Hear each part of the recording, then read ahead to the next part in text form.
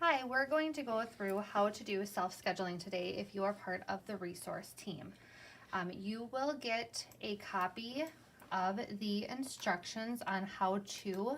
We can send it to you via email so that you have like a job aid to go through that as well, along with some tips and reminders when doing your schedule, just to kind of help you through. Once you get into Schedule Anywhere, you'll just log in with your information.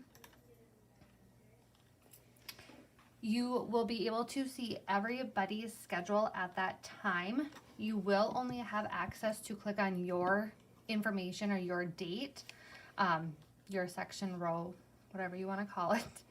And then you can click on it. It will only be available for you to do it during the new schedule time, so that's 6 weeks. You won't be able to adjust anything further out or anything on the current schedule.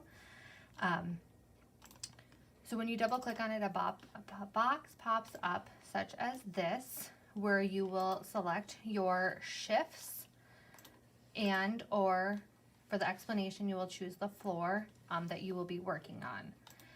The first thing you'll want to do when you get logged in so that you can see for the pay period is I would suggest clicking on view, do it for 14 days, and then start it on the current pay period, which right now we're in the 12th. So that way you can see the whole 2-week time frame, and it will automatically calculate your hours off to the left here for you, so it kind of does your calculation for you. To find the shifts that are open, you will choose between campuses. You will either have the 42nd schedule or the university schedule. For nurses, you will click on the filter for nurse, and you will scroll all the way to the bottom to see any negative shifts that are open.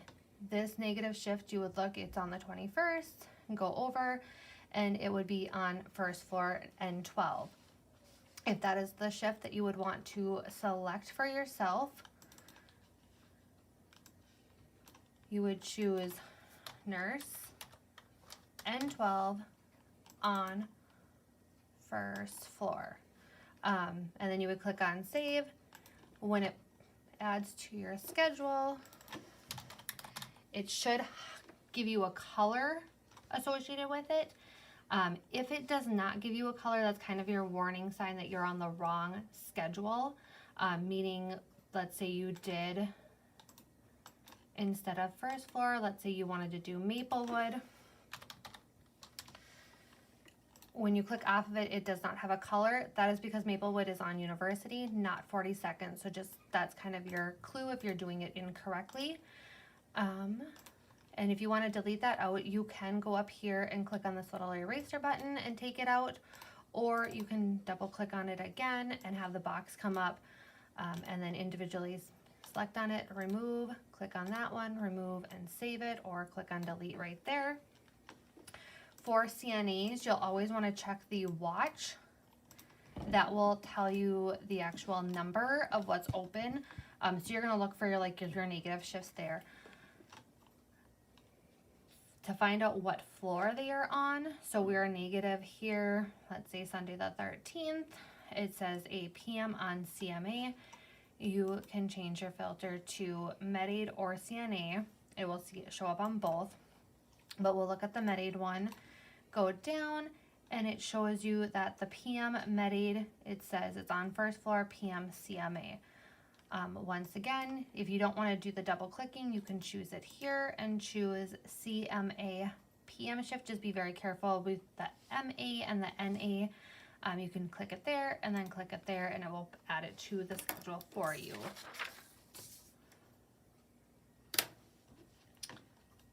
Only tips and reminders for you guys is you only have 48 hours to log into this. You should always get a couple text messages a couple days before, usually over the weekend, and then the day of we send a message out as well. The timers will always go off after 6 weeks, so you can always add yourself your own personal reminder. But they will open at noon on that Monday, close on Wednesday at noon as well. So just making sure that you're picking up those hours. If you don't, you would be required, you would just be plugged in for those hours. If you need any time off, you would still submit that just like any other employee. Don't just assume that you can put can't work on your schedule, because we would still have to get that time approved off just like anybody else. If there is a specific day you can't work out of that 2 weeks, I would suggest putting an explanation on your schedule of can't work, which we do have that listed here. Otherwise available if you don't see something available that day that you want to pick up. That way we kind of know if you're missing hours or need to move things around. Resource are required to work 2 weekend shifts per pay period unless you are in a scheduled home unit. So either 2 Saturdays, a double shift on a Saturday and Sunday, 1 weekend, just as long as you have 2.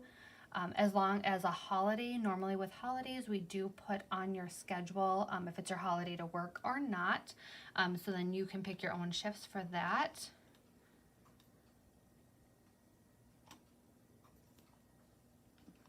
If the other thing that we notice a lot of the times is staff will put 2 floors in. Let's say they want to work this double shift here. They'll put first floor and then they'll put second floor. Only put 1 floor in the explanation, otherwise it will count you on both floors for the day and the PM.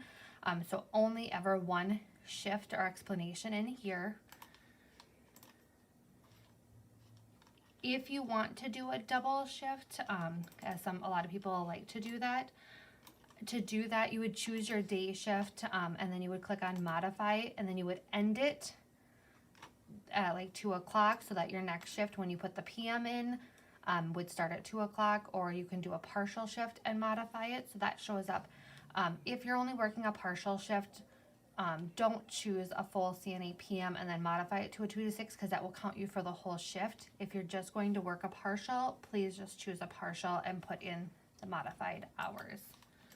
Otherwise, if you have questions, you would just contact scheduling and we can assist or set up a time to meet with you prior to self-scheduling if you've never done it before. Thanks.